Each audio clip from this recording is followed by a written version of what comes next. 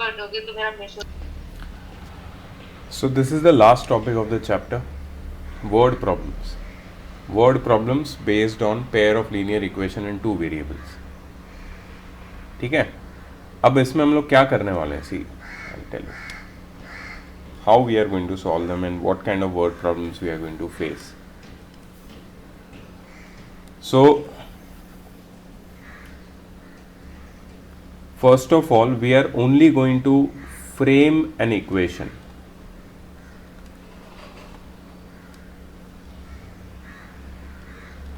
In fact, we are going to frame two equations. So I am going to help you or guide you or train you for framing the equation. Okay, equation बनाने में मैं तुम्हारी help करूंगा. ठीक है,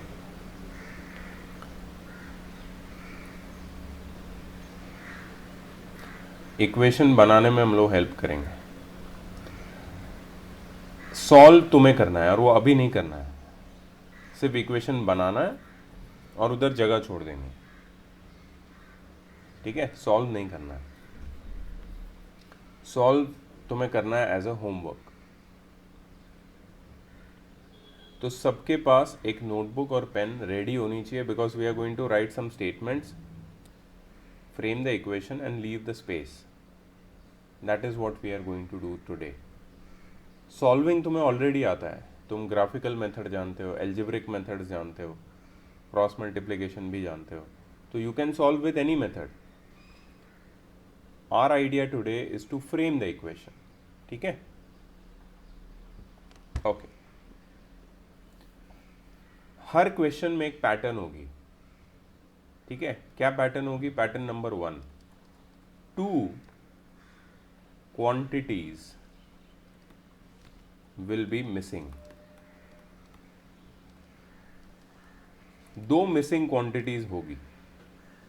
ये दोनों missing quantities को तुम x और y नाम दे सकते हो, जिसको हमें ढूंढना है. There will be two missing quantities जिसको तुम x और y नाम दोगे, जिसको तुम्हें ढूंढना है.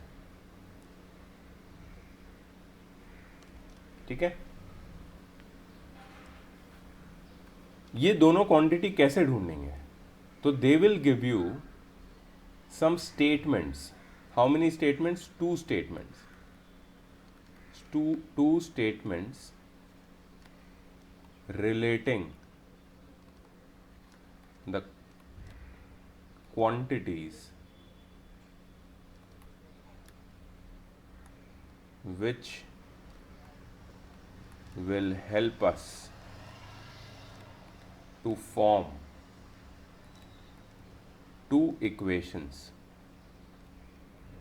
दो स्टेटमेंट दिए होंगे क्वेश्चन के अंदर जिससे हम दो इक्वेशन बना सकते हैं relating to our quantities x and y. तो पहले तो दो मिसिंग क्वांटिटीज क्या है वो ढूंढ लो.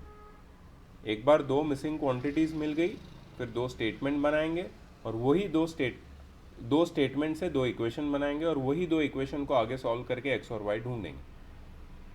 ठीक है, third step, solve both equations to find x and y. So ये तीन चीज़ें करनी है आपको. दो क्वांटिटीज डिसाइड करनी है जो मिसिंग है, दो स्टेटमेंट फाइंड आउट करने हैं क्वेश्चन में से जिससे ये दो क्वांटिटीज को रिलेट करते हुए दो इक्वेशन बनेंगे. थर्ड स्टेप, ये दोनों इक्वेशन को सॉल्व करके एक्स और वाई की वैल्यू ढूंढनी है और फाइनल आंसर स्टेटमेंट में लिखना है. तो आज हम लोग ये तीन स्टेप नहीं करेंगे, आज सिर्फ पहले दो स्टेप पे फोकस करेंगे क्योंकि ये पहले दो स्टेप तुम्हारे लिए नए हैं. Solving two equations and finding x and y is a thing which we have done in past few weeks when we were doing this chapter earlier. So आज हमारा फोकस रहेगा सिर्फ पहले दो स्टेप के ऊपर. ठीक है, क्लियर है इतना? चलो आगे बढ़े. Let's begin.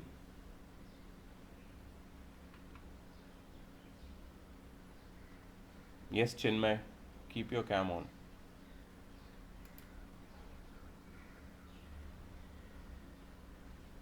ओके, सो जैसे मैंने बताया ये लास्ट टॉपिक है चैप्टर का, द फाइनल टॉपिक। एंड ये लंबा क्लास होने वाला है, तो बीच में किसी को भी कोई इमरजेंसी आए, जाना पड़े, तुम्हें पता है कहाँ जाना पड़ सकता है सुबह सुबह, तो जाओ बिंदास, मुझे बोलो सिर्फ, ठीक है? मुझे सिर्फ बोलो कि सर मेरे को जाना है, 2 मिनट में आता हूँ, कैम ऑफ करो, जाके आ जाओ। अगर कभी ऐसा इश्यू आता है, प्लीज़ ऐसा मत डरो कि मैं क्लास में हूँ, मैं क्या करूँगा, सब कुछ रिकॉर्ड हो रहा है, ठीक है? So if you go in between there is no issue, but मेरा परमिशन लिए बिना मत निकल जाना, ठीक है? अगर किसी ने ये क्लास छोड़ा बिना मेरे परमिशन के, मैं continuously I am keeping my I on every one, मुझे पता है कौन कहाँ है, कब आया, कितने बजे गया, तो उस हिसाब से मैं एब्सेंट मार्क कर दूंगा, ठीक है? सो मेरी परमिशन लो, एंड देन अच्छा बीच में भूख लगती है, कुछ खाना है, बिंदास खाओ, आराम से, संडे का क्लास है, रिलैक्स करके क्लास करो, ठीक है? There is no hard and fast rule के Sunday you know you have to attend class this way that way, वैसे मेरे क्लास में वैसे मैं रूल रखता भी नहीं हूँ। Only thing you to keep your cam on, you to pay attention, you to interact whenever question is asked to you. Simple चीज़ है, ध्यान दो, बस आराम से पढ़ाई करो, खाते खाते पढ़ो, मुझे क्या फ़र्क पड़ता है, ठीक है? चलो, simple rules. Now let's go ahead. This is the first question.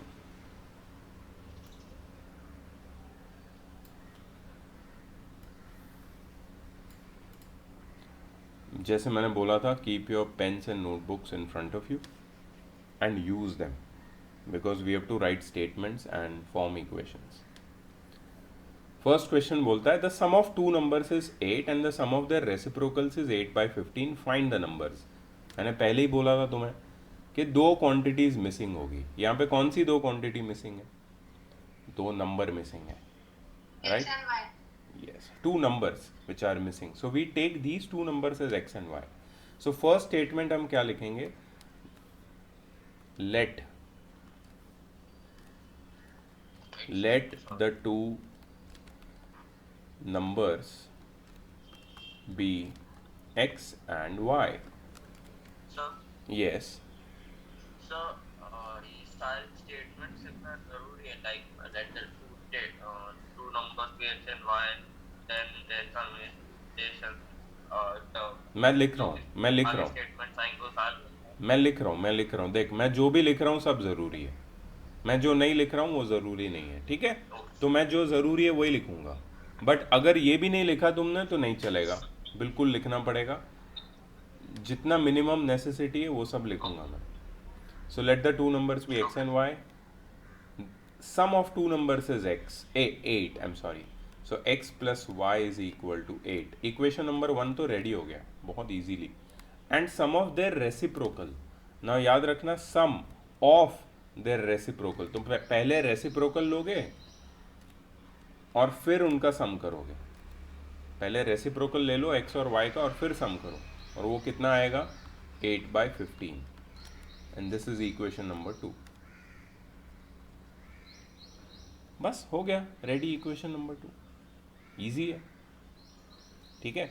अगर तुम सब्सटीट्यूशन मेथड यूज़ करते हो आराम से सॉल्व हो जाएगा, ये कोई प्रॉब्लम ही नहीं है इसमें, राइट? सॉल्व अभी नहीं करना है हमें, सिर्फ इतना लिख के जगह छोड़ देनी है, आधा पेज जितनी जगह छोड़ दो, हो जाएगा ये, ठीक है? So write fast with me, understand, write fast, and then we'll move ahead. We are not going to solve any equations in today's class. Today we are just going to focus on how to form equations, okay? Again I am repeating.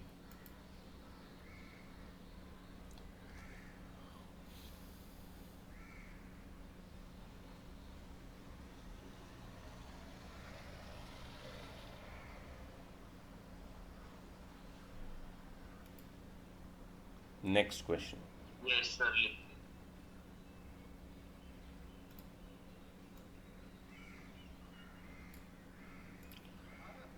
Next question is the difference of two numbers is 4 and the difference of their reciprocals is 4/21.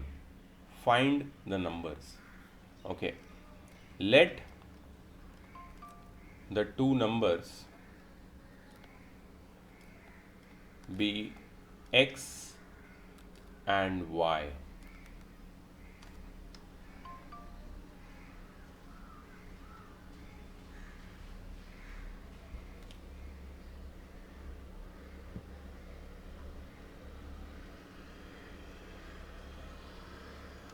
एक minute,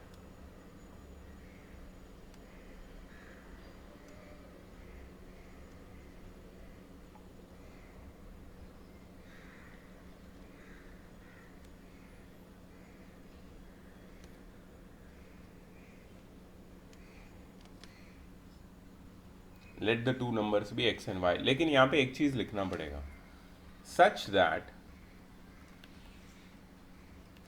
x is greater than y, such that x is greater than y.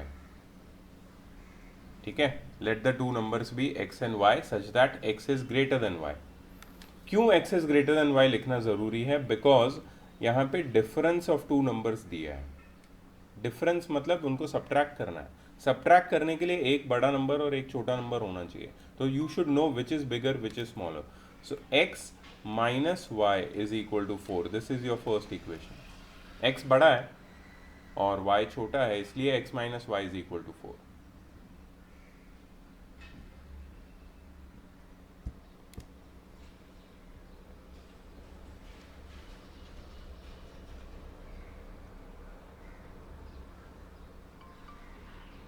Nitish, can you hear me clearly?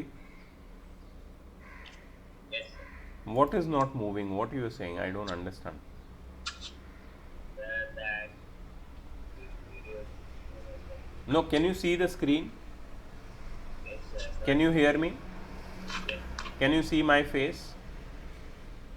That's all you are bothered about. Okay, just don't pay attention anywhere else. If you cannot hear me, tell me, then I can do something about it.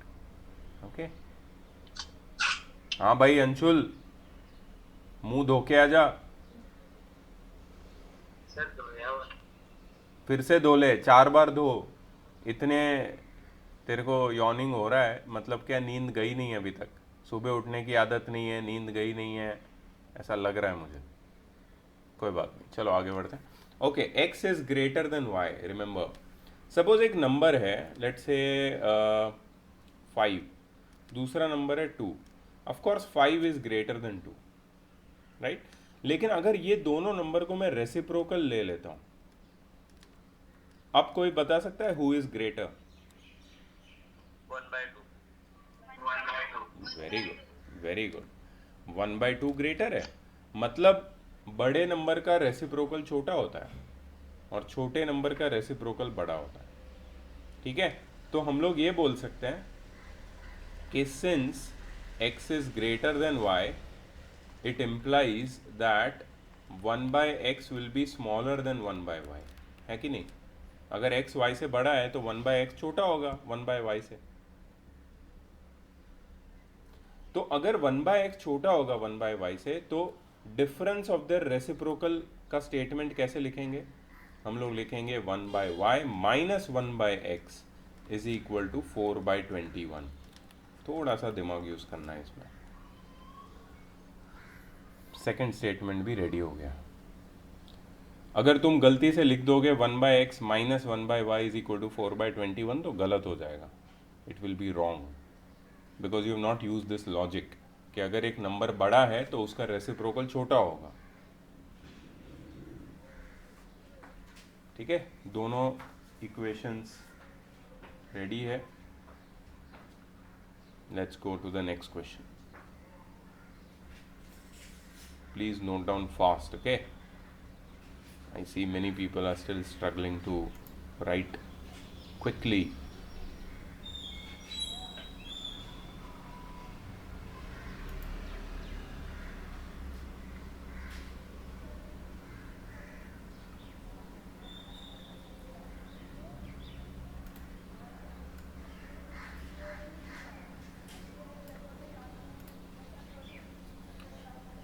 Okay, if 3 times the larger of two numbers is divided by the smaller one, we get 4 as the quotient and 3 as the remainder. Also, if 7 times the smaller number is divided by the larger one, we get 5 as the quotient and 1 as the remainder. Find the numbers. बहुत ही complicated looking question है, but we will break it down into small parts. First is the last statement. You see the last statement? Find the numbers. ठीक है, हम लोग क्या लिख सकते हैं? Let the numbers be x and y such that x is greater than y. क्योंकि यहाँ पे बोला है लार्जर ऑफ टू नंबर्स, एक नंबर बड़ा है दूसरा छोटा है, and we should know which is larger which is smaller. तो हमने पहले लिख दिया let the numbers be x and y such that x is greater than y. अब यहाँ पे दो नंबर को डिवाइड करके कोशंट क्या आता है, रिमाइंडर क्या आता है, वो उसके बारे में लिखा है. So when you divide two numbers and when you are talking about quotient and remainder, which formula which you have studied in class 10th will be applicable to show this relationship? Yes. The Euclid's division lemma. Very good, very good, very good. ठीक है. So by Euclid's division lemma हम लोग बोल सकते हैं कि dividend is equal to divisor times quotient plus remainder. ठीक है, ये फॉर्मूला से हमें दोनों लीनियर इक्वेशन मिलेंगे. So this is what we are going to apply, but we are going to apply this with the help of the statement which are given in the question. ठीक है. So first case 1 क्या है? Case one में देखो ध्यान से दिया है. Anshul please on your cam. Aditya please on your cam. खाओ बिंदास खाओ, कोई टेंशन नहीं है, कैम ऑफ करने की जरूरत नहीं है.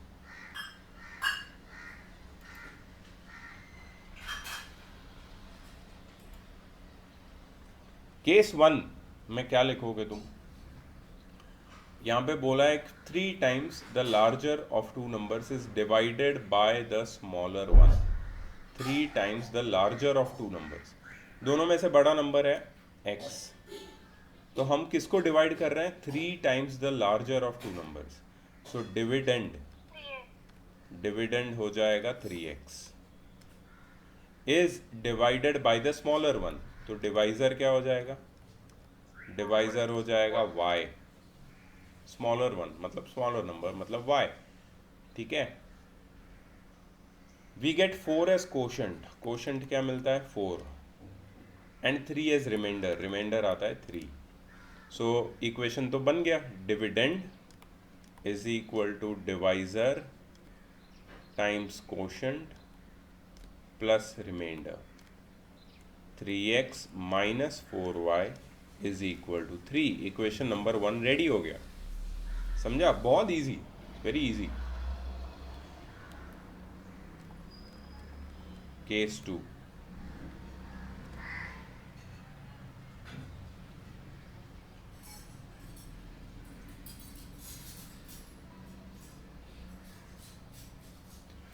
ऑल्सो के बाद केस 2 शुरू होता है. Statement 2. 7 times the smaller number. Dividend क्या है? 7 times the smaller number is divided, मतलब 7y is the dividend. Yes. By the larger one. Divisor है x. We get 5 as quotient and 1 as remainder. Quotient 5, remainder 1. So 7y is equal to x times 5 plus 1, or 7y minus 5x is equal to 1. Equation number 2.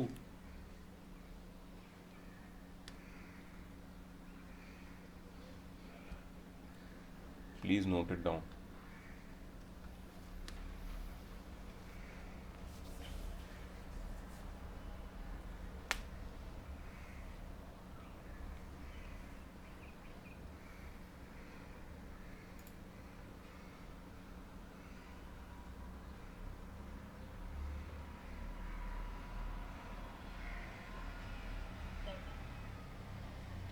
सिर्फ equation लिखना है, solve नहीं करना है. Solve करने के लिए हाफ पेज या फिर 1 पेज, जितना तुम्हारा स्पेस तुम्हें लगता है उतना तुम छोड़ सकते हो. This will be your immediate homework after this class ends. तुरंत ये तुम्हें सॉल्व करना है और मुझे भेज देना है व्हाट्सएप पे.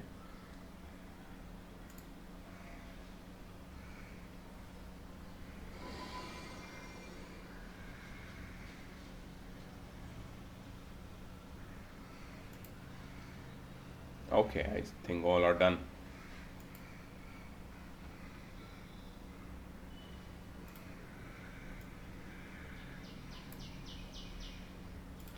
Okay, next question is about a fraction.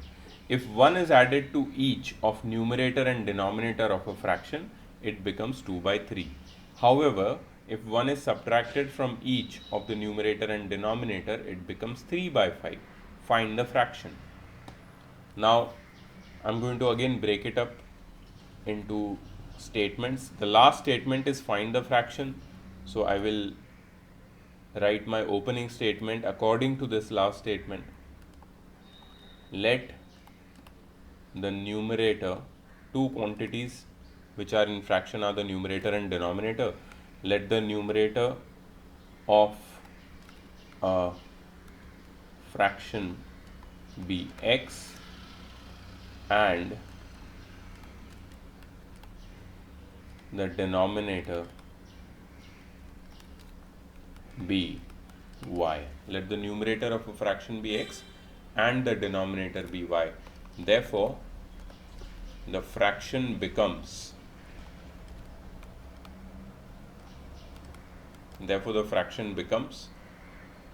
x upon y. So this is your fraction. ठीक है. अब बहुत ईजी है इक्वेशन बनाना. If 1 is added to each of the numerator and denominator, मतलब x plus 1 upon y plus 1 add किया, the fraction becomes 2 by 3. Equation number 1 ready हो गया. However, if 1 is subtracted from each of the numerator and denominator, x minus 1 upon y minus 1, it becomes 3 by 5. Find the fraction. इसको solve करोगे, equation बना के simplify करोगे, standard form में equation लाके solve करोगे, x और y मिलेगा, you will get your fraction. It's very easy.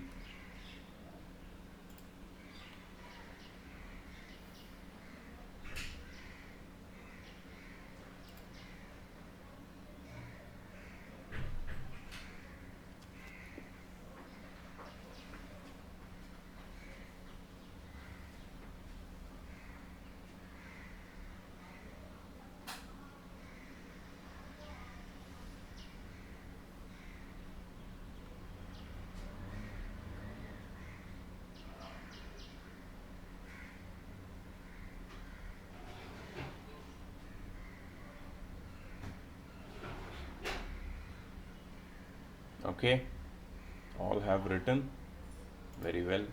Let's go to the next question.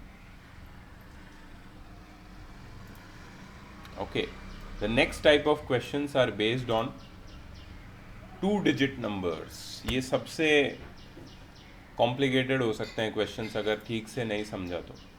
ठीक है, सो इसमें बहुत ध्यान देना. 2-digit numbers.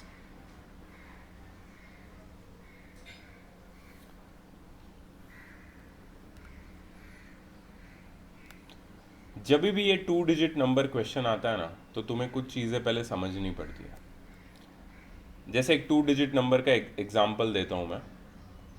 Let's say 34. So what is 34 actually? 34 is can you write it as 3 plus 4? No, sir. 3 times 10 plus 4. Yeah, it is actually 30 plus 4. And if you explore this 30, it is 3 multiplied by 10, and if you explore this 4, it is 4 times 1. So this is basically the tens place, and this is the units place, right? So every 2-digit number has got a tens place and got a units place. Her 2-digit number में एक tens place होती है, एक unit place होती है. Tens place left side में होती है, यूनिट प्लेस राइट साइड में होती है. ठीक है. Okay, now what do we want? We have to find the number.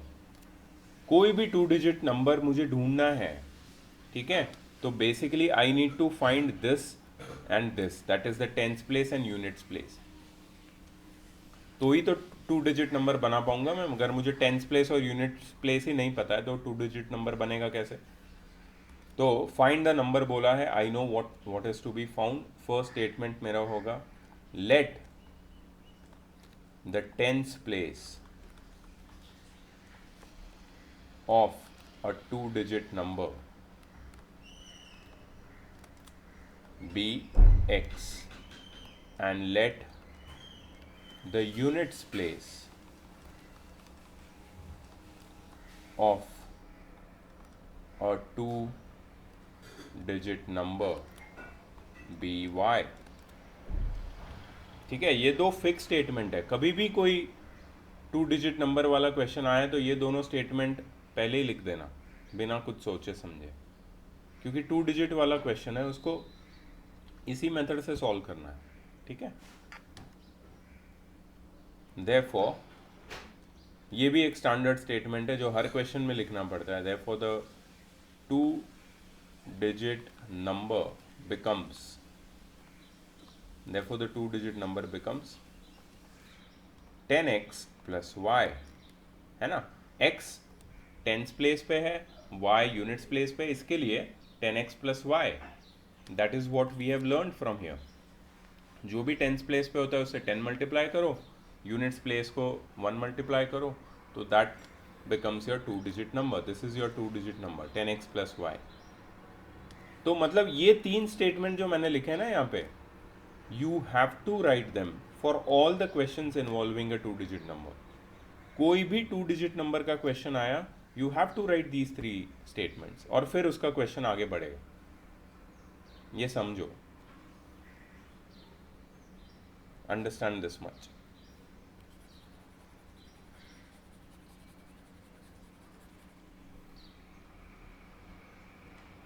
Okay.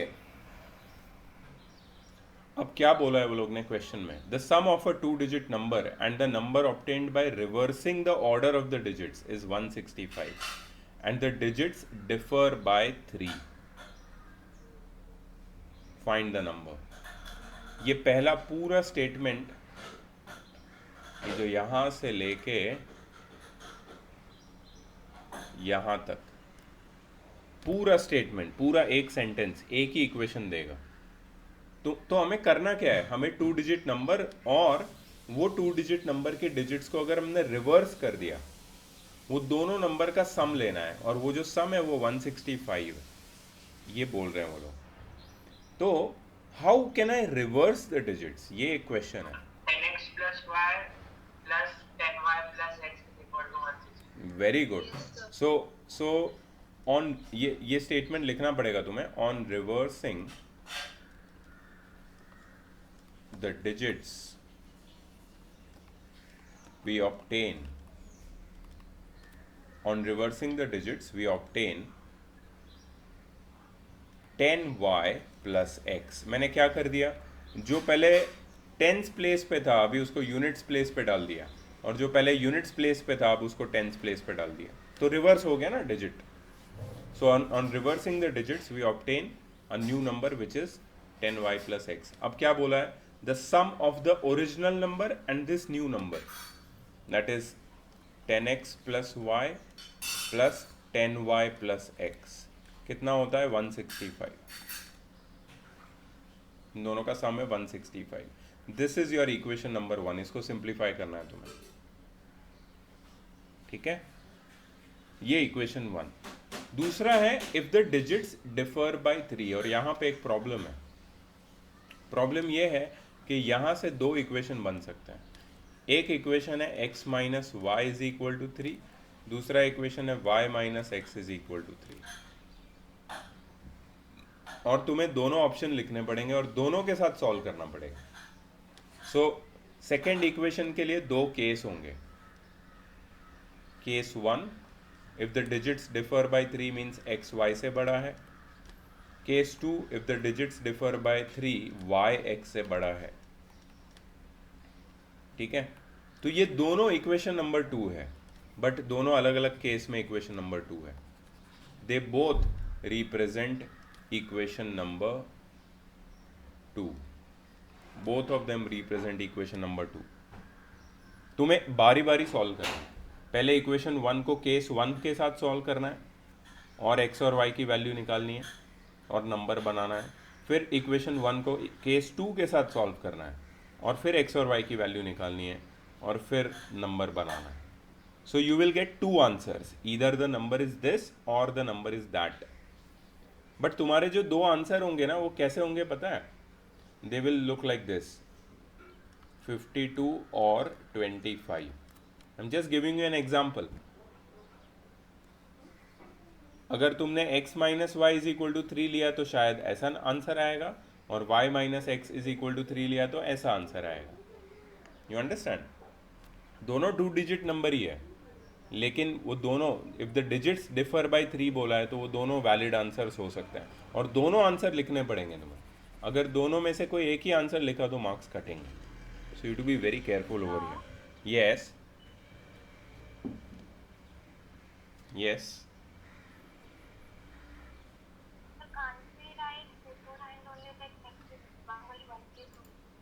I can't hear you clearly. Please repeat. So now is it okay? Can you hear me? Yeah, I can. So can't we write beforehand only that x is greater than y and then you get the one case? You cannot write beforehand any information which has not been given to you. क्या तुम्हें बोला है क्या question में x बड़ा है? तो तुम कैसे ले रहे हो? कुछ भी हो सकता है ना, x भी बड़ा हो सकता है, y भी बड़ा हो सकता है। तो अगर x बड़ा है, in case x is greater than y, तो केस 1 होगा वैलिड, और in case y is greater than x होगा तो केस 2 वैलिड होगा। Don't ignore any of the cases, accept all the possibilities and solve with all the possibilities. तो दो answer तो पक्का मिलेंगे तुम्हें, ठीक है? यू कैनॉट से कि x y से बड़ा है, यू कैनॉट टेक एनीथिंग। अगर क्वेश्चन में दिया है तो सही है। Actually, sir, यस ऐसे तो क्वेश्चन एग्जाम्पल 2 में भी नहीं दिया था कि x बड़ा है कि y बड़ा, हम नहीं दिया था कि x बड़ा है, उसमें दिया था कि a larger number and a smaller number। सही है। एक चीज क्लियर थी कि एक लार्जर नंबर था और एक स्मॉलर नंबर था, राइट? हाँ सर। राइट। तो मैंने x और y के बीच, हाँ, x और y के बीच का रिलेशन एस्टैब्लिश किया, और फिर मैंने उसके रेसिप्रोकल का रिलेशन भी एस्टैब्लिश किया। तुम इसमें सेकंड केस लेके देखो, ट्राई द सेकंड केस, ठीक है? व्हेन यू ट्राई द, हाँ, फ्रेंड्स और रेसिप्रोकल के बाद जो आंसर है वो भी पॉजिटिव में, और अभी जो क्वेश्चन कर रहे थे उसमें भी पॉजिटिव है। तो अगर हम y माइनस एक्स लेंगे तो नेगेटिव आएगा। नहीं नहीं नहीं नहीं नहीं नहीं, अगर तुम y को x से बड़ा लेती हो तो भी तुम्हें वही दो नंबर्स मिलेंगे, वही दो नंबर्स। और यहाँ भी x और y में सिर्फ नंबर इंटरचेंज हो जाएंगे, याद रखो। ये जो क्वेश्चन कर रहे हैं उसमें x और y में नंबर इंटरचेंज हो जाएंगे। जो x है वो y हो जाएगा, जो y है वो x हो जाएगा। That's what I am telling you. So answer जो तुम्हारा फाइनल होगा ना, it will be either 52 and 25, ऐसा होगा, जिसमें नंबर सेम रहेंगे डिजिट्स, लेकिन उसका पोजीशन चेंज हो जाएगा। लेकिन एक चीज़ याद रखो, पहले वाले क्वेश्चन में कोई फ़र्क नहीं पड़ता, बिकॉज हमें सिर्फ दो नंबर ढूंढने हैं। इसमें फ़र्क पड़ता है क्योंकि 25 और 52 दोनों अलग अलग नंबर्स हैं। 2 डिजिट नंबर की जब बात होती है तो दोनों केस कंसिडर करने पड़ता है, क्योंकि 2 डिजिट अलग अलग नहीं ढूंढने तुम्हें, उनको मिक्स करके एक नंबर बनाना है। और वो नंबर अगर डिजिट्स की प्लेस इंटरचेंज हो गई तो नंबर पूरा टोटली चेंज हो जाता है। Is 52 equal to 25? No no, but 5 and 2 तो x और y की वैल्यू होगी। अगर x और y की वैल्यू चेंज भी कर दो तो 2 डिजिट नंबर को इफेक्ट होगा। इसके लिए हमें दोनों केस लेने पड़ेंगे। वहाँ पे ऐसा नहीं था, वहाँ पे सिर्फ 2 नंबर ढूंढ के छोड़ देना था। यहाँ पे 2 नंबर ढूंढ के उसको 2 डिजिट नंबर में डाल के 2 डिजिट नंबर बनाना है। अभी समझ में आया क्यों 2 केस ले रहे हैं? Yes, yes. ओके। सो सबने लिख लिया, ये आगे बढ़ता हूँ मैं। Aniket please adjust your cam.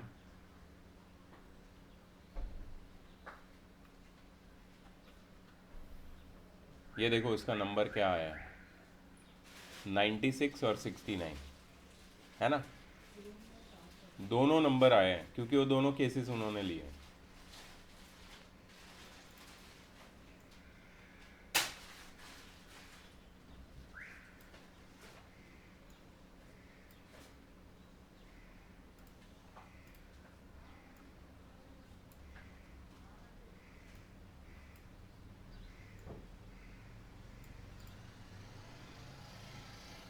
Okay. Next question. In a certain examination, the number of those who passed was 3 times the number of those who were rejected. If there had been 16 fewer candidates and six more had been rejected, the number of those who passed and the number of those who were rejected would have been 2:1. Find the number of candidates. What do you have to find? Tell me. How many quantities do you have to find? No, actually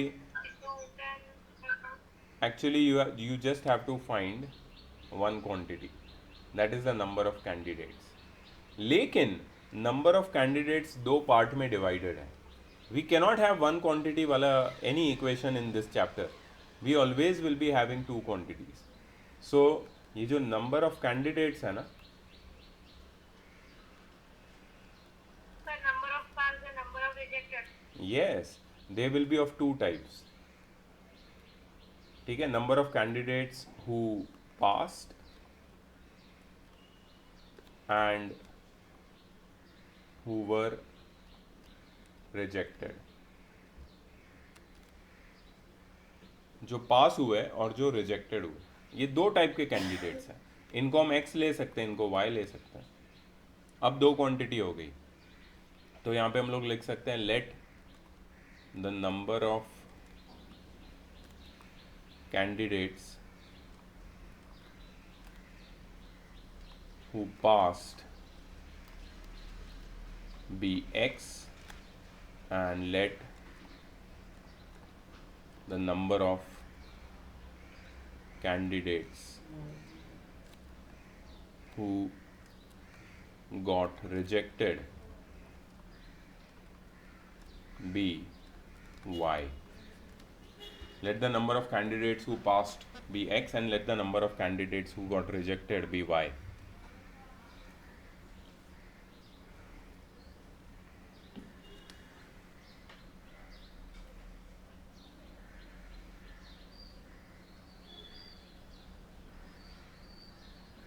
ठीक है, अब क्या बोला है? In certain examination, the number of those who passed was 3 times the number of those who were rejected. First equation मिल गया. Number of those who passed was 3 times the number of those who were rejected. X is equal to 3y. Simple. इतना easy है ये relationship. इसको सिर्फ equation में रखना है. The number of those who passed, x was means is equal to 3 times 3 multiplied by the number of those who were rejected. So x minus 3y is equal to 0. Equation number 1 तो ready हो गया. If there had been 16 fewer candidates and 6 more had been rejected. 16 fewer candidates मतलब number of candidates 16 कम हो जाते हैं। अगर मेरे को बताओ नंबर ऑफ कैंडिडेट्स है कितने, कोई बता सकता है? Yes, total number of candidates is equal to x plus y. ठीक है, अच्छा केस 2 में वो लोग क्या बोल रहे हैं, if there had been 16 fewer candidates. So हम लोग लिख सकते हैं यहाँ पे case 2, total number of candidates is equal to x plus y minus 16। सही है ना? टोटल नंबर ऑफ कैंडिडेट 16 से कम हो गए if there had been 16 fewer candidates. Total number of candidate 16 से कम हो गए। Jahnavi please on your cam.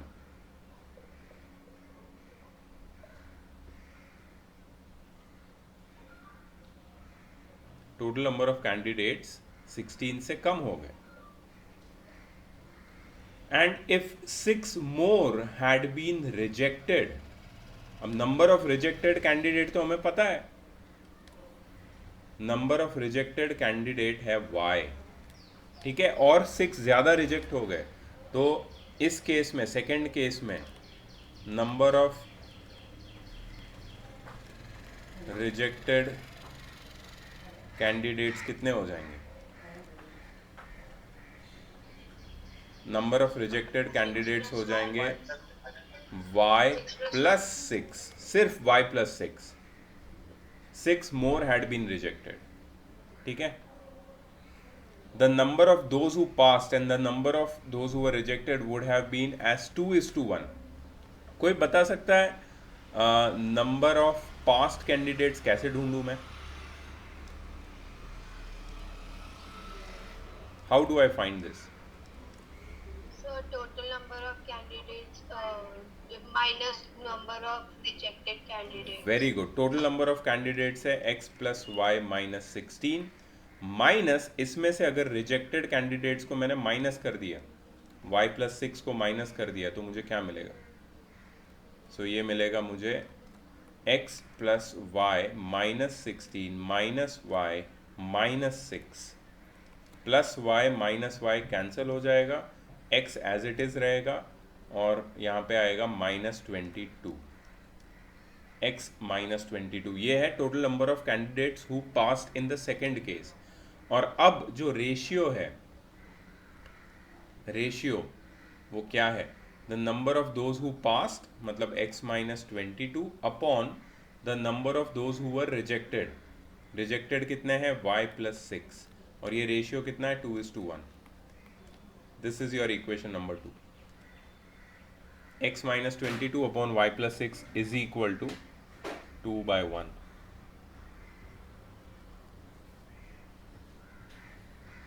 This was complicated because second case थोड़ा सा इसमें ज़्यादा ट्रिकी है, क्योंकि एक तो total number of candidates change हो गए, रिजेक्टेड कैंडिडेट्स चेंज हो गए, और तुम्हें पास कैंडिडेट के बारे में कुछ दिया नहीं है, तो वो हमें ढूंढना पड़ा, and then we found the ratio and form the equation.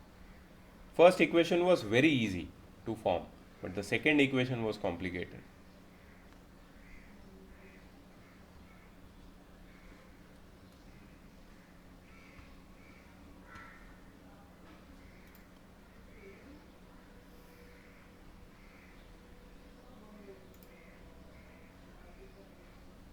Okay, shall we move ahead to the next question? Have you noted it down? Yes, sir. Yes, sir. Yes, sir. तो यहाँ पे फर्स्ट पार्ट कंप्लीट होता है और 3-4 parts हैं। Let's move directly to the next part, age problems.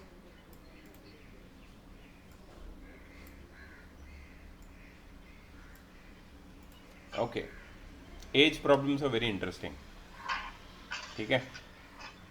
Let's do some age problems. 5 years ago, A was thrice as old as B, and 10 years later, A shall be twice as old as B. What are the present ages of A and B?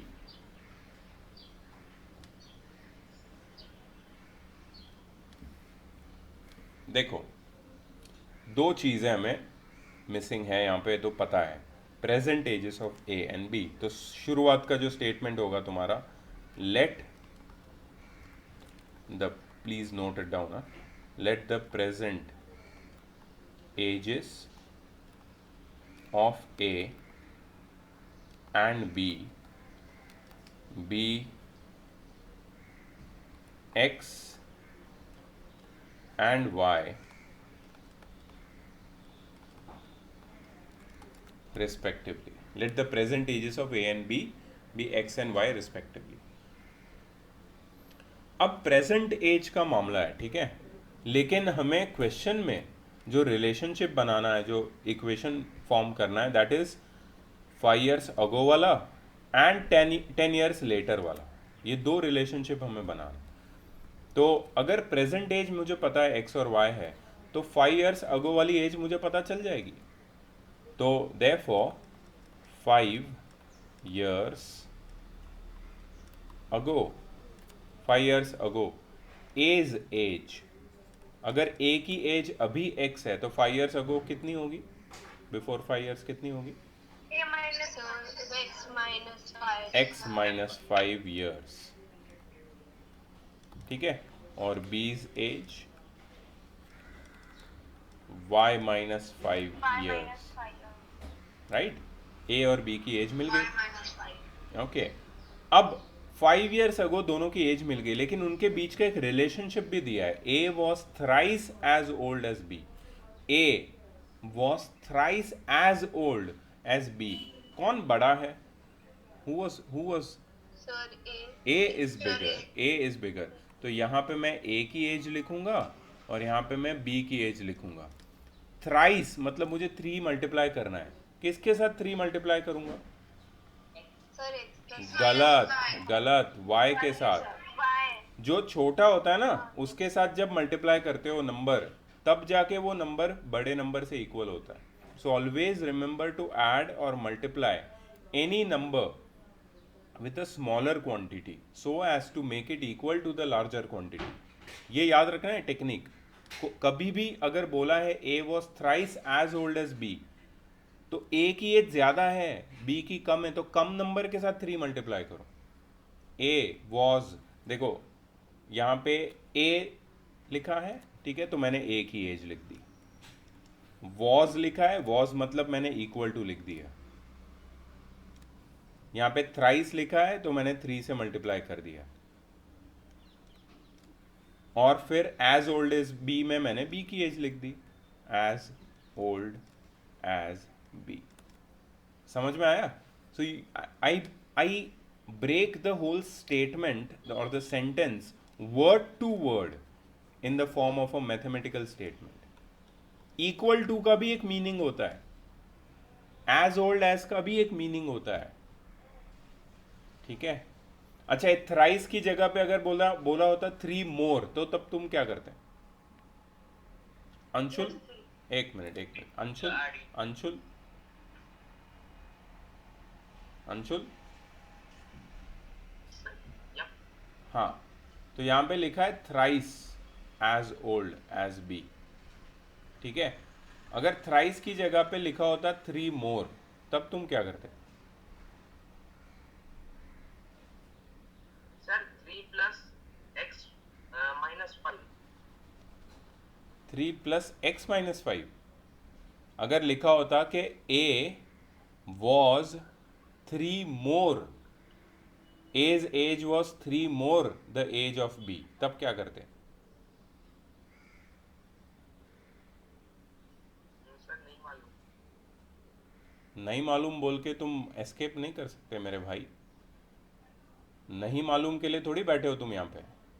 10th की exam तुम्हें देनी है और बोलो नहीं मालूम.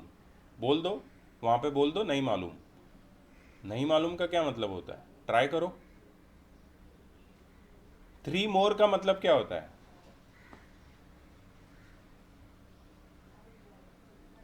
Three more का literate meaning क्या होता है? Literal meaning. 3 plus. Very good. Simple. बस इतना ही याद रखो कि 3 प्लस. तो यहाँ पे हमने जहाँ 3 मल्टीप्लाई किया है ना, उसकी जगह पे हमने 3 प्लस करना है.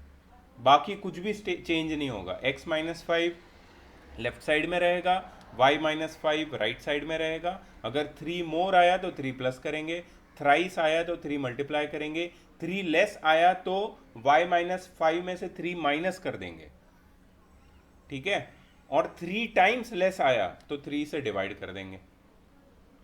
तुम्हारा जो पूरा स्टेटमेंट है ना, उसका पूरा सीक्रेट उसके सेंटेंस में होता है, उसको तुम्हें एक एक करके मैथमेटिकल स्टेटमेंट में कन्वर्ट करना है। यही टेक्निक सीखनी है तुम्हें। सारे क्वेश्चन बस इसी के अराउंड घूमते हैं।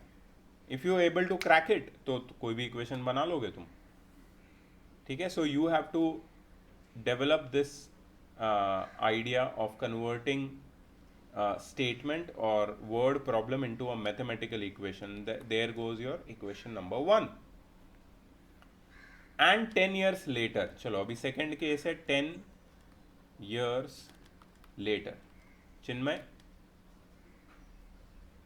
Yes, sir. 10 years later a की एज कितनी हो जाएगी? X plus 10 minus 5. Sorry, X plus 10 minus y. Minus y. सिर्फ ए की एज Minus 5. -5 क्यों हो जाएगी भाई? 10 years hence, 10 years later, अभी उसकी एज x है, तो 10 साल बाद कितनी होगी? अभी 10 है X plus 10. और बी's एज 3x plus 10. मेरे भाई सिर्फ बी's एज पूछ रहा हूं मैं, और कुछ मत देख। बी की एज अभी y है, 10 साल बाद कितनी हो जाएगी? Y plus 10. बस, और कुछ नहीं करना, ठीक है। डोंट कॉम्प्लिकेटेड, जो है वही लिखो। अब रिलेशनशिप हम लोग बनाएंगे दोनों के बीच में। And 10 years later a shall be twice as old as b. Chinmay, a shall be में क्या लिखूंगा? a में क्या लिखूं? चल, 10 years later a shall, Sir, x plus 10 x plus 10, shall में क्या लिखूं? shall be में क्या लिखूं? is equal to Very good, very good. See, now you're getting it. Shall be twice as old. Twice. क्या करना है? 2 multiplied by y plus 10. 2 multiplied by y plus. खत्म। इक्वेशन नंबर 2 रेडी हो गया। समझ में आया कितना इजी है? You just have to frame the equation according to the words which are given to you, and it's very easy. Both the equations are ready. Please note them down.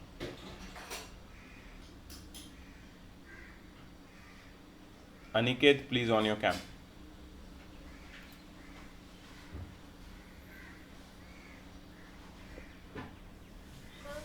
Yes. I'm offing my camera for 2 minutes. Okay. Excuse me, sir. Yes, please. Sir, it is written that A shall be twice as old as B. So why is B twice as old in the equation? छोटा कौन है बता? Sir, A. A shall be twice as old as B. If you know English language and grammar, you will know who is having more age and who is younger. Who is younger? Sir, B. B अगर young है, जो भी छोटा होता है ना उसमें ही multiply या ऐड या जो भी करना है वो करना है तुम्हें, ठीक है। Okay, sir. जो छोटा होता है उसमें मल्टीप्लाई करो, याद रखो बस ये क्वांटिटी, क्योंकि आगे बहुत सारे क्वेश्चंस में ये प्रॉब्लम आएगा तुम्हें कि छोटे क्वांटिटी में ए में क्यों नहीं मल्टीप्लाई कर रहे हम लोग, क्योंकि वो तो ऑलरेडी बड़ा है। जब छोटी क्वांटिटी में तुम कुछ मल्टीप्लाई करोगे तब वो जाके बड़ी क्वांटिटी से इक्वल हो जाएगी, ठीक है।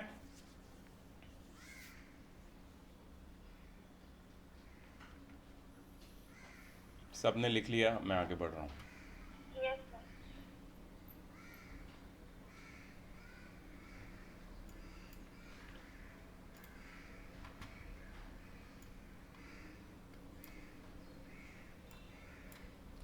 A man's age is 3 times the sum of the ages of his 2 sons. After 5 years, his age will be twice the sum of the ages of his 2 sons. Find the age of the man. यहाँ पे दो quantity कौन बता सकता है मेरे को?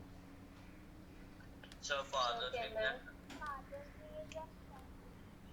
Man's age, ये एक क्वांटिटी है जो x होगी, और दूसरी क्वांटिटी क्या है? Sum of sons age. Sum of sons age, दोनों सन के एजेस का सम, उसको हम लोग ले लेंगे y। ये दोनों क्वांटिटीज के साथ हम लोग डील कर रहे हैं, man's age and sum of the sons age. ठीक है, फर्स्ट इक्वेशन कौन बताएगा मेरे को? अभी तुमसे ही पूछूंगा मैं। Nitish.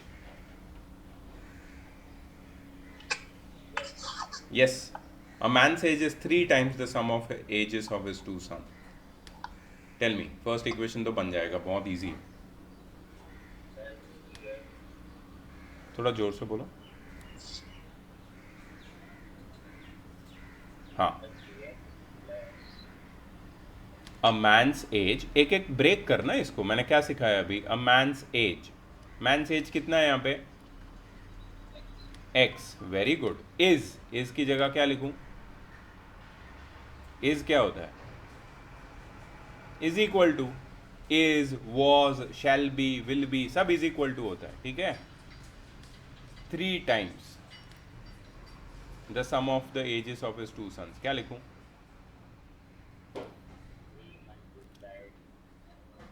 3 multiplied by y, correct. So x is equal to 3y. So x minus 3y is equal to 0. Equation number 1 ready हो गया, easy. After 5 years, चलो after 5 years, after 5 years, yes Janvi, after 5 years man's age कितनी होगी? x plus 5. Very good. And sum of the ages of sons कितना होगा ये? 1 plus 5. Very good. So after 5 years his age will be twice his age, मतलब x plus 5 his age will be मतलब is equal to very good, twice the sum of the ages of his 2 sons. 2 multiplied by y plus 5. Perfect, खत्म। Equation number 2 ready. कितना easy है? तो ये कैसे easy हुआ? इसको तुम तो ब्रेक कर देते हो ना, हर एक स्टेटमेंट को सब्जेक्ट कौन है, उसका कंपैरिजन किसके साथ हो रहा है, बीच में क्या दिया है, इज, विल बी, जो भी है वो इज इक्वल टू डाल दो, ट्वाइस, थ्राइस मल्टीप्लाई कर दो, बन गया equation. It's very easy.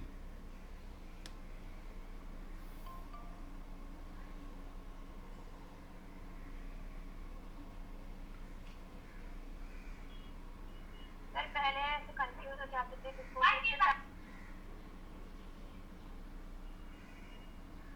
Chill chill chill chill Charul chill. हाँ बोलो। सर पहले ऐसे क्वेश्चंस मुझसे ब्रेक नहीं होते थे, मतलब उसको किससे मल्टीप्लाई करना उसमें कंफ्यूजन हो जाता था। अब लग रहा है कि हाँ देखा हूँ। इजी है, इसको थोड़ा और प्रैक्टिस करोगे बहुत इजी हो जाए। Yes sir. And I will give you enough practice, don't worry.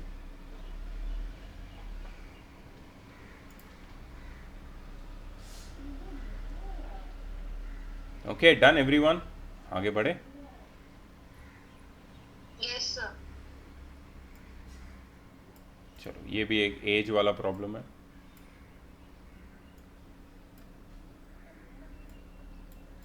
Okay, A is 2 years older than B, B is 3 years older than C, and the sum of the ages and sum of their ages is half the age of D.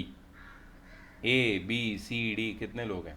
At the end of 10 years time, मतलब 10 साल बाद, the sum of the ages of A, B, C will be equal to the age of D. Find their present ages.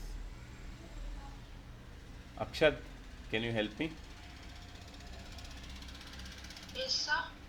Help me with this question. Yes sir. Sir एक minute, मैं जो पूछता हूँ बस उसका आंसर दो, ठीक है? Okay sir. A is older than B, B is 3 years older than C, and the sum of their ages, मतलब B और C के ages का sum is half the age of D. X किसको लेना है ये बता दो। सर एक्स लेना है बी को। A is older than B, B is older than C?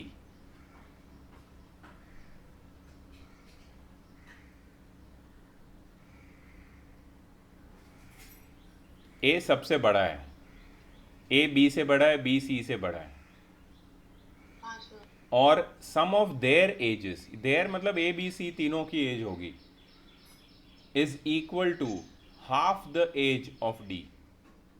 Half the age of D मतलब तीनों को अगर ऐड करेंगे, तीनों के एज का सम D का एज का हाफ है. सर तीनों के एडिशन को एक्स लेंगे क्या? नहीं, तुम मुझे बताओ कि सबसे छोटा कौन है. सर सी। मुझे तो C लग रहा है, क्योंकि इन तीनों के एज को ऐड करके हमें D की एज का हाफ मिलता है, मतलब D तो सबसे ही बड़ा होगा. I think the youngest one is C. Youngest one is C. तो जो यंग है ना उसको X ले लो. ठीक है, देखो मैं क्या लिखता हूं यहां पे, देखो ध्यान से देखना. Let the age of C be X years. हमेशा याद रखना जो छोटा है उसको X ले लो, इजी हो जाएगा तुम्हारा काम. ठीक है, इसलिए मैंने ये आइडेंटिफाई किया बार बार पढ़ के कि छोटा कौन है. सो A is older than B, 2 years older. B is 3 years older than C. तो मुझे बताओ therefore B's age कितना होगा. सर बी की एज होगी 3 plus x. Yes, X plus 3. You are right. क्योंकि B is 3 years older than C. अच्छा, अभी बताओ therefore A's age कितना होगा. 2 plus x plus X plus 3 plus 2. Okay sir. Right. क्या किया मैंने, B की एज में 2 years और ऐड कर दिया, क्योंकि A is 2 years older than B. Right, जो जो लिखा है वही लिख रहा हूं मैंने A B और C तीनों की एज निकाल ली. अब and the sum of their ages is half the age of D. Therefore क्या करूं मैं, इन तीनों की एज का सम कर दूं. सुनो सुनो सुनो सुनो मेरी बात सुनो. तुम्हें कुछ और आइडिया आ रहे होंगे, रुको, तुम एक बार देख लो, समझ लो, फिर अपना आइडिया लगाओ. यस अक्षत, तो मैं क्या करूंगा, सम ऑफ देयर एजेस, सारे सबकी एज का सम ले लूंगा. x plus 5, x plus 3 plus 2 is x plus 5 plus x plus 3 B's age plus x C's age. Yes sir. ठीक है, ये तीनों की एज का सम हो गया. इज मैंने लिखा इज की जगह is equal to half the age of D. Half the age of D मतलब हाफ टाइम्स वाई मैंने डी को। Age of D. नहीं मत लो y, कभी भी मत लो y. अभी ऐसे ही रखो इसको, अभी ऐसे ही रखो इसको. ठीक है। ठीक है, अभी ऐसे ही रखो इसको. अच्छा, y देखो, y का अभी इसमें ना कंफ्यूजन है. y को हम लेंगे, आराम से ले लेंगे, पहले हम लोग ऐसे ही लिख देते इसको. ठीक है, half the age of D हो गया. अब ये 2 को ये साइड ले लो और एज ऑफ D मिल जाएगा, एज ऑफ D. ठीक है, यहाँ पे x plus x plus x 3x, देखो 2 मल्टीप्लाई होगा किससे, 3x से, और 5 प्लस 3 हो जाएगा 8. सो एज ऑफ D हो जाएगा 6x प्लस 16. 6x plus 16। ये हो गया एज ऑफ D. सबकी एज मिल गई, A की, B की, C की, D की, सबकी एज मिल गई. ओके.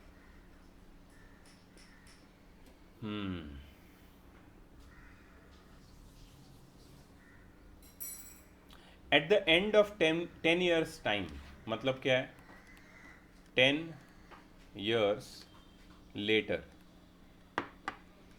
10 years लेटर है ना. At the end of 10 years time the sum of the ages of A B and C will be equal to the age of D.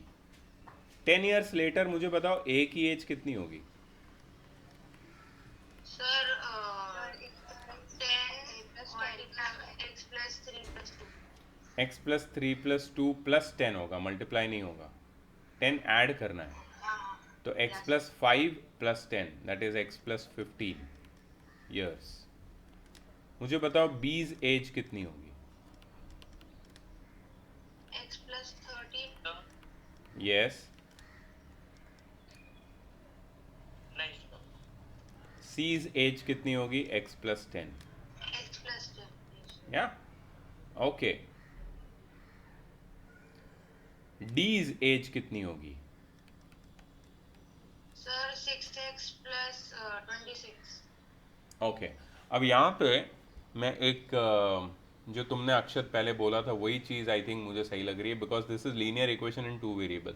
The same question can be done by using linear equation in one variable also.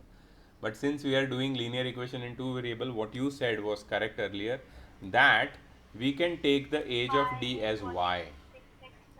Age of d को हम लोग y ले सकते हैं, ठीक है. तो as of d की अगर जगह मैं y ले लेता हूँ यहाँ पे, तो y आएगा age of d which will be equal to 6x plus 16. Equation number 1 ready हो जाता है.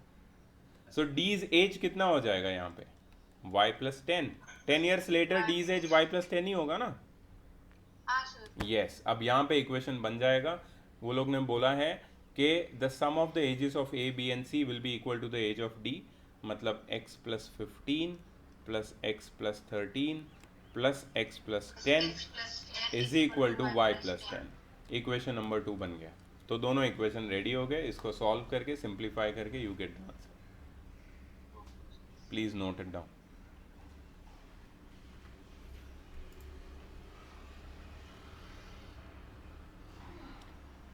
ओके, प्रणव इज आस्किंग कि छोटे को x क्यों लेना है. इससे क्या होता है पता है? छोटे क्वांटिटी को x लेने से तुम्हारा इक्वेशन इजीली बनता है और तुम्हारी सारी क्वांटिटी के रिलेशनशिप इजीली एस्टैब्लिश होते हैं. इसलिए छोटी क्वांटिटी को x लेना है. That is the easy way. Technique है ये. It's a technique which is useful, और कुछ नहीं. सर और ये वाला same question linear equation one variable से कैसे होगा? अगर मैं यहाँ पे 6x प्लस 10 रहने दूँ y की जगह पे, सब्सटीट्यूट कर दूँ, तो हो जाएगा ना linear equation one variable. y तो 6x प्लस 10 है ना. अगर मैं यहाँ पे डीज एज में 6x प्लस 10 ले लूँ y की जगह, और ये इक्वेशन सेकेंड इक्वेशन में y की जगह 6x प्लस 10 डाल दूँ, तो हो जाएगा linear equation one variable. Yes sir, yes.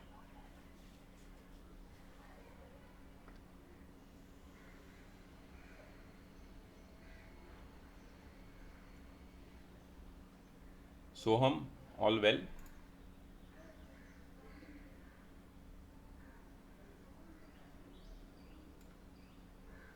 Geetika is asking, sir, what if we take the equation as 6x plus 16 is equal to... Yeah, of course you can do that. Of course you can do that. That will be linear equation in one variable. But that's what I told you, okay? We have to solve it using this method.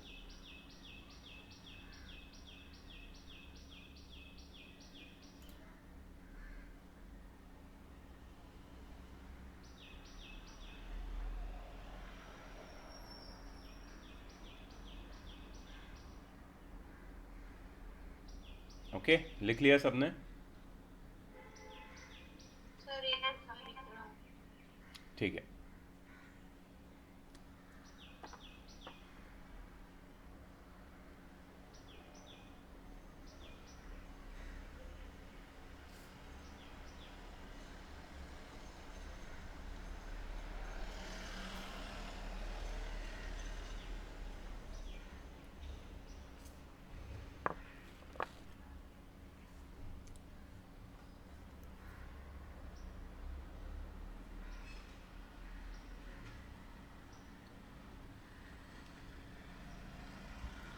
चलो आगे बढ़ते हैं.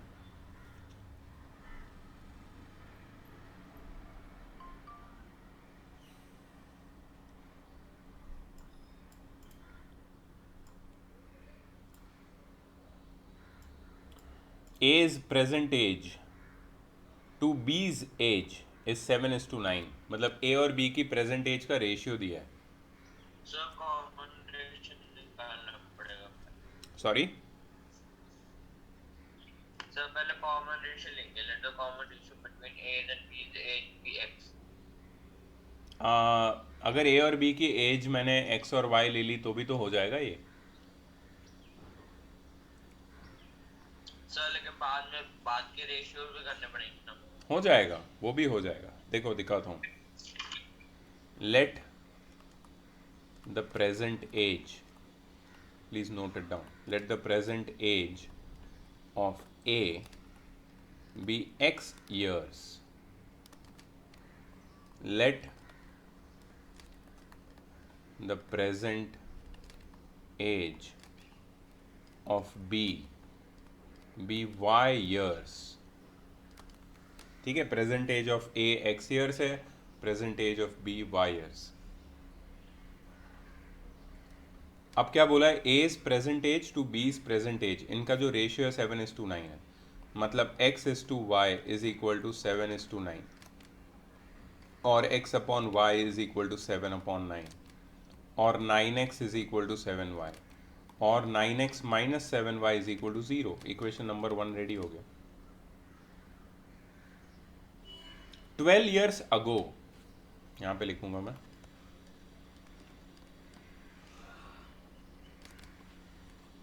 years ago, A's age. कोई बोल सकता है 12 years ago? अगर present as x है 12 years ago कितना होगा? x minus 12.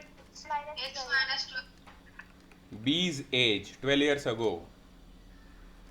y minus. So 12 years ago, their ages were in the ratio 3:5. X minus 12 upon y minus 12 is equal to 3:5. Equation number 2, दोनों equation ready, solve करके x और y मिल जाएगा. अब वो लोग ने क्या बोला, ये देखो, when would the ratio of their ages be 6:7? दोनों की एज का रेशियो 6:7 कब होगा? पहले तो हम लोग इसको सॉल्व करेंगे, x और y की वैल्यू निकालेंगे, ठीक है. इसके बाद हम लोग, ये नेक्स्ट पार्ट बता रहा हूं मैं, लेट आफ्टर n years, एक मिनट मैं कर रहा हूं, ये पहले लिख लेता हूं, समझा लेता हूं, फिर मैं लेफ्ट में जाके वो भी दिखाऊंगा, ठीक है. Let after n years the ratio of their ages become 6:7. ठीक है, तो प्रेजेंट एज उसकी x और y है, x और y की वैल्यू तुम्हें दोनों इक्वेशन सॉल्व करके मिल जाएगी, ठीक है. ये दोनों इक्वेशन सॉल्व करके जो x और y की वैल्यू मिलती है उसमें तुम्हें n ऐड करना है, x और y की वैल्यू में n ऐड करना है. सपोज x है, सपोज बोल रहा हूं मैं, ये रियलिटी नहीं है, तुम्हारा x और y की वैल्यू कुछ अलग भी हो सकती है, बट सपोज x की वैल्यू 20 है और y की वैल्यू 25 है, दोनों में n ऐड करेंगे हम लोग और इसको इक्वेट करेंगे 6/7 से, तो तुम्हें n मिल जाएगा. ऐसा फॉर एग्जाम्पल मैं लिख रहा हूँ यहाँ पे, ठीक है. This is not how it is going to be, but this is the pattern in which you will get the answer. पहले ये लिख लो, फिर वो n years later वाला बताऊंगा मैं. when would the ratio of the ages be 6:7? उसका answer मैंने बताया तुम्हें, बट वो बताऊंगा, पहले ये लिख लो.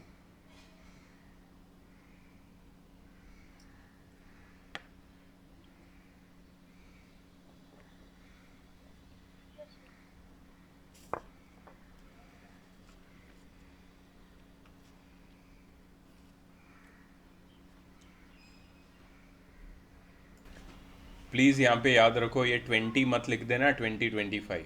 ये मैंने सिर्फ यहाँ पे तुम्हें जो 20 लिखा है ना, वहाँ पे x की वैल्यू डालनी है तुम्हें और यहाँ पे y की वैल्यू डालनी है, जो भी तुम्हें मिलेगी सॉल्व करके. उसके बाद x प्लस एन और y plus n is equal to 6/7, ऐसे करके इसको सॉल्व करके n ढूंढना है, ठीक है. Don't put 2025, that just an example.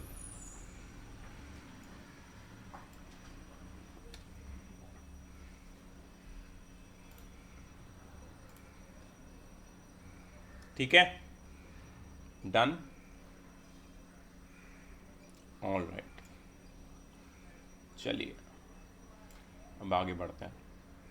I think we are all done. Sir, you are muted. क्या बात कर रहे हो यार, मैंने जो बोला फिर से बोलना पड़ेगा मुझे.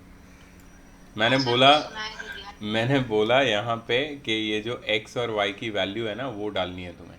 सो x plus n upon y plus n is equal to 6/7. यहाँ पे x और y की वैल्यू डालनी है तुम्हें, ठीक है. x और y की वैल्यू तुम्हें दोनों इक्वेशन सॉल्व करके मिल जाएगी, वो यहाँ पे सब्सटीट्यूट करो और इस इक्वेशन को सॉल्व करोगे तो n मिल जाएगा. तो जो सेकंड आंसर है ना वो मिल जाएगा तुमको। सर तो फिर n और x और y दोनों मिल गए तो हम उनको प्लस करके उनका रेट किसको? नहीं नहीं कुछ नहीं सर। नहीं, ये उनका रेशियो ऑलरेडी दिया है 6/7। सिर्फ x और y की वैल्यू यहाँ पे डाल के n ढूंढ लेना है बस। सो ये जो क्वेश्चन है ना last, when would the ratio of the ages be 6:7, वो उसका आंसर मिल जाएगा तुम्हें। Okay done, we are going ahead. ठीक है, तो आज इतना ही करते हैं हम लोग, ठीक है। मैंने तुम्हें नंबर्स वाले और एजेस वाले प्रॉब्लम सारे बताए। अब तुम्हें कॉस्ट वाले प्रॉब्लम्स आएंगे आगे, और वो भी छोटा पार्ट है, और फिर मिसलेनियस टॉपिक्स है। मतलब 2 पार्ट और बचे हैं इसके, ये हम लोग नेक्स्ट वीक करने वाले हैं वेडनेसडे। सो तब तक downstream and upstream. Downstream upstream सब मिसलेनियस में है।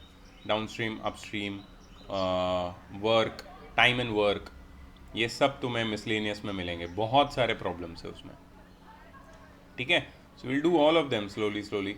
बट अभी जो किए हैं आज, उसके ऊपर से जो मैं होमवर्क दे रहा हूँ प्लीज़ मार्क कर लो। Everyone please mark the homework.